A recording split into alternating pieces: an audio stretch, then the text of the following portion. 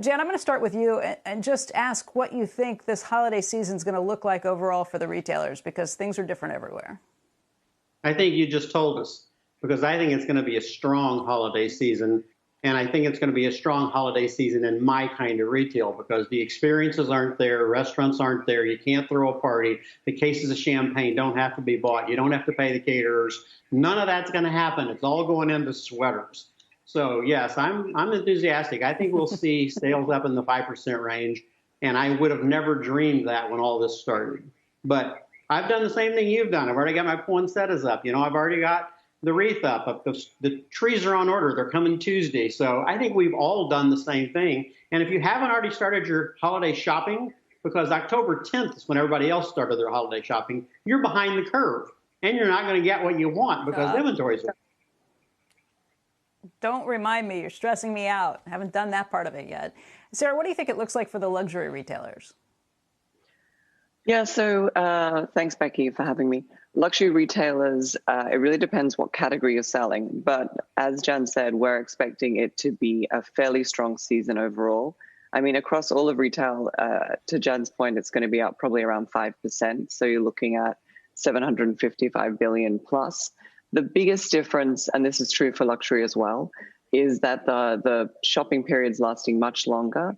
And then a lot more of it's going to be online. We're estimating that probably over a third of sales are going to be online this year. And that's up 20 to 30% from last year. Hey, Jan, let me ask you, just between the discounters and the broad-based companies that are out there, there could be some separation too. I think I was a little surprised between Target and Walmart for this last reporting quarter that we just got I guess it was earlier this month. The numbers showed that traffic was up, at least at Target, maybe not quite as much in terms of the basket size at Walmart. And I just wonder, are people at the lower end of the spectrum, are they really starting to feel that pinch? And where is that going to show up in retail? Because there are a lot of Americans that are still suffering right now. Well, undoubtedly that's true, because we see the numbers all the time, but you can't really see it in the sales. We're seeing strength down at the bottom. We're seeing strength all the way across. So there is something going on there, but I still think a lot of what's happening is the transference of where the sales are coming from, right? If you're not doing other things, you've got the ability to spend on your house. And if you look at the top 15 things being sold for Christmas already, 14 of them are tech.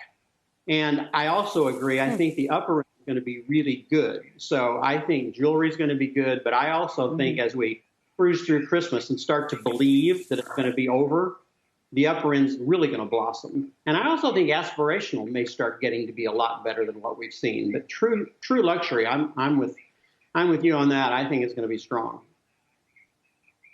Hey, Sarah, one question on that. If online sales are so much stronger and people don't want to go into stores, I always thought of high-end luxury, the highest-end luxury, as being something that was maybe a little resistant to online sales, because if you're spending that much money, maybe you want to see it in person, maybe you want to touch it and hold it to make sure that this is really the purchase you want to make. Is that not the case anymore?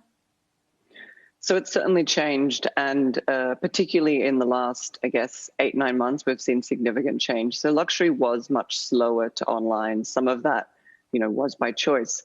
COVID changed all that, and now what we've seen is a real acceleration during the COVID period that we expect to stick.